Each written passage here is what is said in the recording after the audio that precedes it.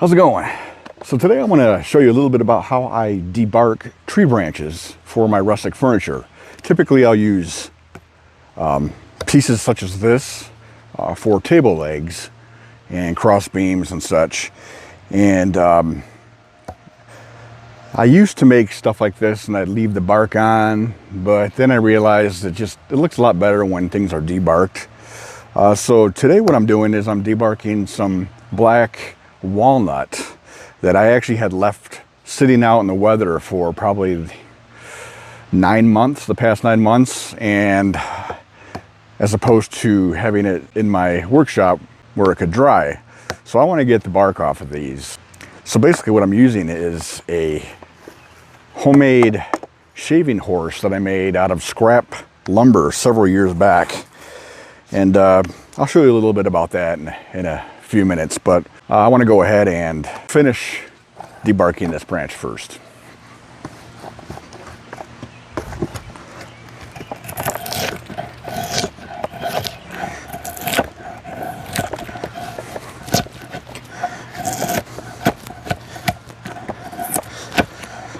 So yeah, this is really the way to go, is to use a shaving horse and a draw knife. And this draw knife I got probably, I want to say about 20 years ago from a friend up in Michigan when we still lived there. And it was an old draw knife that he had in his workshop. I don't even know if he used it or where he got it from, but I've been using this thing for, like I said, the past 20 years, and it makes shaving off the bark really easy.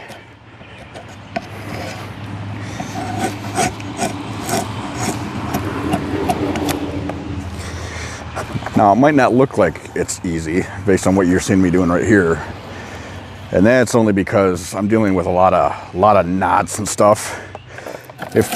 When I'm doing pieces of wood that aren't full of knots and such, it's like really quick. But I'm actually using the draw knife to kind of break through the knots and where old tree branches were growing. One thing that I like to do is I don't necessarily take all of the inner part of the bark off. I actually kind of like to leave some of it on there just to give it more character. This is really rough, the rough pass by debarking it.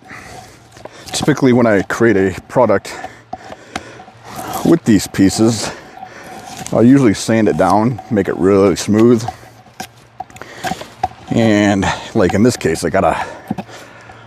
this is where another branch had started growing out of this branch. And I'll typically leave them on there if they look okay, and then I'll sand them down to make them nice and smooth. Like I said, it doesn't need to be perfect, because I do typically go over this with a sander again.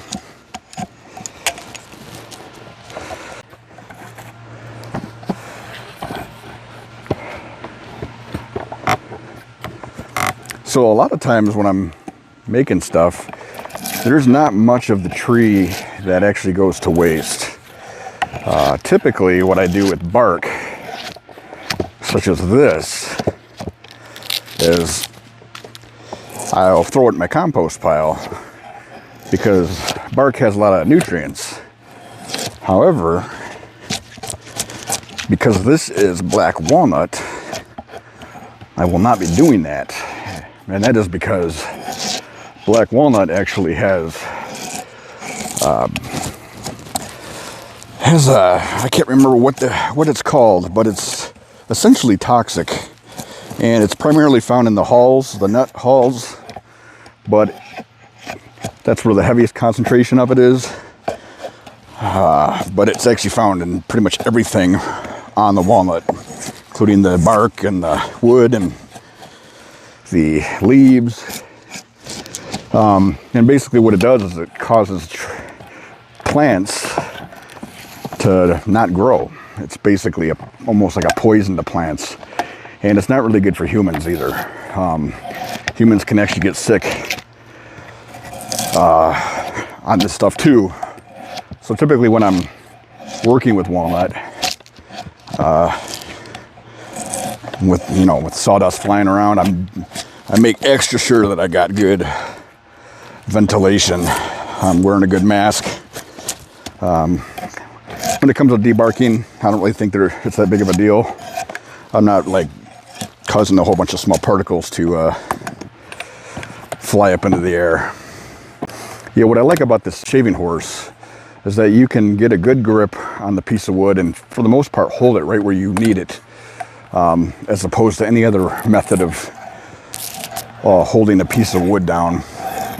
If you try to do this by hand without any sort of tool to hold the branch down, it's just going to be a disaster, spinning all over the place. And, I mean, you can use a carving knife to do this, but it takes a lot longer to do it that way. Sometimes I'll use just a big vise, and I'll put the piece of wood, one end of the wood in the vise, and then the other piece I'll have like on a sawhorse type thing, and that works too. But I really enjoy the shaving horse because I can take it outside, come outside and do this, and it's to me this is super relaxing. Being able to just come outside in nice weather, shave down the pieces, and really it's just a matter of preference, what you want it to look like. I could keep going deeper into this wood and it's going to be the light colored wood, but like I said, I really like to keep some of this brown on here just to give it some more rustic look and a unique look, and it just makes it cooler to look at on the final product.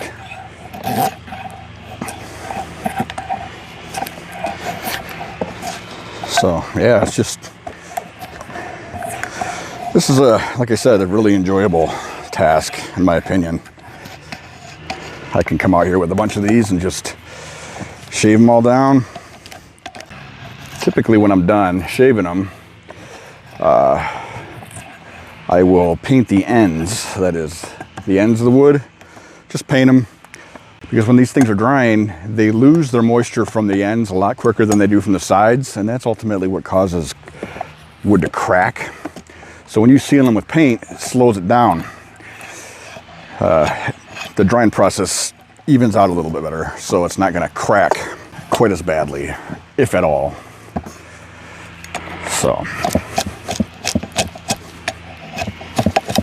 So yeah, this piece is pretty much done. Like I said, depending on what I end up using this on, I'll sand it down, make this really shiny. And yeah, so pretty easy. It would have been even faster if I didn't have all these knots on here. So yeah, that's basically the process. All right, so I just wanted to show you, maybe if you can see it better, the old draw knife that I got from my friend 20 years back. Like I said, I'm not even sure how long he had this thing before he gave it to me, but when he gave it to me, it looked pretty much just like this. Clearly this is an antique. I'm not sure if he even used it, but I'd love to know just what this draw knife has been through over the years and what kind of projects this thing was used to make. And a little bit on my sawhorse here. So I slapped this thing together with some pieces of wood that I actually found in the woods when we first bought this place. They were just laying in the woods and they were actually in pretty good shape. I believe this is a 2x10. I essentially just cut it and put some old door hinges on here that I had in my scrap parts collection. And this was a piece of trim that I just cut out and screwed together in a rectangle with a piece in the bottom where I could put my feet, and screwed it in with some really long screws so it could move. And underneath I just have a scrap piece of old river birch. I don't know why I use that, but it works. So basically, the further in I slide it, the more it'll raise this up or lower it down. So if I have a smaller branch that I need to shave, I will typically raise it up pretty high. And if I'm shaving down something really big, then I lower it. And basically you just push your feet that way and it clamps down the piece of wood that you're shaving and holds it pretty steady. So in the video you probably saw at one point the piece of wood turning, moving around. That was actually intentional. I actually wanted it to move around. So you can totally control the pressure you're applying. Sometimes you can really crank down on it or let it loose. I actually wanted the piece of wood to move around because then I could get at different angles, and so that wasn't, it wasn't like I wasn't clamping down on that thing. If I didn't want that piece of wood to move, it wouldn't have moved. So yeah, that's my shaving operation. I appreciate you watching, and I'll see you next time, and God bless.